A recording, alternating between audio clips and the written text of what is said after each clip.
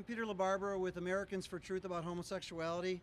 We're here today because we believe, we all share the belief, that the escalation of homosexual power is bad for America and for American liberty. Our bottom line here today, at the beginning of so-called Gay Pride Month, is not hate, as our critics say, but as the banner says, that homosexuality is nothing to be proud of, but overcoming it is.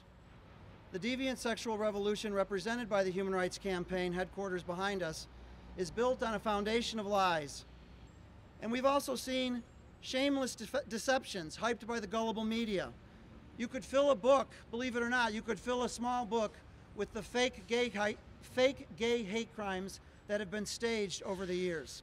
Nature itself discriminates against homosexual behavior, no matter how many press releases HRC pumps out. Aberrant, sinful behavior is often unhealthy. As homosexual power grows, gay pride morphs into ever greater displays of arrogance. As common sense and time-tested Judeo-Christian moral order are flipped on their heads. Even though many men and women who once considered themselves gay and women who thought of themselves as lesbian have changed and pursued healthy sexuality in line with God's design for their bodies, homosexual militants, including those at HRC, meanly and cynically dismiss the reality of ex-gay change. And we all have our own sins, of course, but most sins don't get their own pride parade. This Obama administration, in concert with radical organizations like the Human Rights Campaign, are creating a climate of fear and intimidation for people who recognize biblical sexual morality, that sexual behavior is only appropriate within the bonds of marriage between a man and a woman. None of us here that are speaking today consider ourselves one iota better than anyone who is living in a homosexual or cross-dressing lifestyle. We don't consider ourselves less fallen. We are all human beings. We are all sinful. We're all fallen. But when we are confronted with a sin, and that's what we're talking about here, sexual temptation in and of itself is not sin. We're talking about the behaviors associated, reacting and responding in a self-destructive way to those temptations.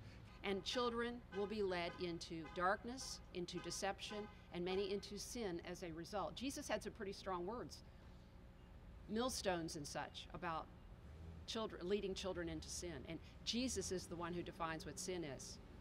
Each of us don't do that, folks, because everybody would have a different standard, one prevailing standard. HRC wants children and teens to embrace and even celebrate the stress and anxiety of gender confusion. How wicked. That is incredibly wicked. One of the definitions that Webster's dictionary gives pride is, quote, a reasonable or justifiable self-respect, unquote. Thus the term gay pride is oxymoronic. What is there to be proud of when the sexual activity in which one chooses to engage leads to increased health risk and early death? The Human Rights Campaign, when promoting homosexuality, only pushed their agenda, trying to convince America that gay is okay. However, these stats show that gay is definitely not okay, as the human body responds to being misused during unnatural homosexual sex. Thank you. There are thousands of former homosexuals in our country today, and it is estimated that there are more who've come out of it than are in it. We see that this tiny micro minority of 1 to 3% of the population has a political megaphone maybe 10 times its actual size. And this is not a civil right.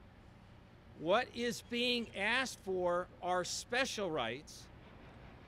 And the immediate argument that comes back, no, these are the same rights as everyone else. Everyone else's rights are based on being male and female, not based on what kind of sex they have. When you give special status for the type of sexual behavior, you have created what in the legal profession you would call, it is proceeding from that poison tree. So here is where we are. And most Americans are being sold a bill of goods on this particular issue. This is just one of many fallacies that we've a lot of us know about, everything from born gay, the 10% myth, the immutability of homosexuality, the idea that homosexuals are not attracted to straight people. Just go right on down the list. The fact that Harvey Milk was a martyr for the gay cause. There's so many fallacies, so many mistruths, so much spin. I don't think there's ever been a social movement that has been based upon more spin than this thing.